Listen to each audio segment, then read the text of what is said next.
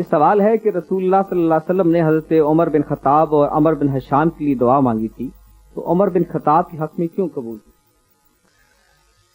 اس کی بڑی وضاحت ہے. اگر آپ بھی آگے بھی بڑھیں گے تو آپ کو عمر بن خطاب اور عمر بن حشام کا ایک چھوٹا سا واقعہ میں آپ کو سنا دیتا ہوں، جس سے آپ کو واضح ہو جائے گا کہ کیوں قبول ہوا اور کیوں نہ قبول ہوا.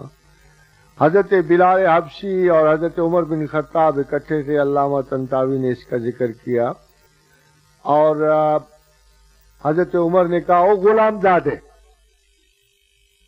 بلال نے جا کے شکایت کی رسول اکرم صلی اللہ علیہ وآلہ وسلم سے کہ مجھے عمر نے غلام زادہ کہا.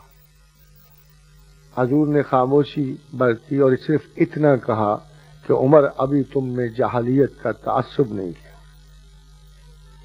عمر روتے ہوئے آئے، اپنا رخسار زمین پہ رکھا، بلال کا پاؤں اوپر رکھا اور کہا اے غلام زادے، ذلیل کر اس شریف انسان کو، ذلیل کر اس شریفوں کی اولاد.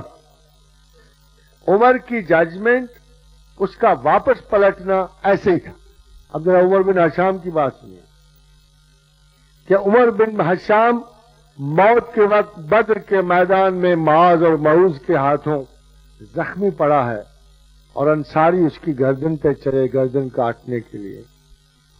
تو اس نے کہا تو کون، کن لوگوں میں سے؟ اس نے کہا میں انصار میں سے ہوں.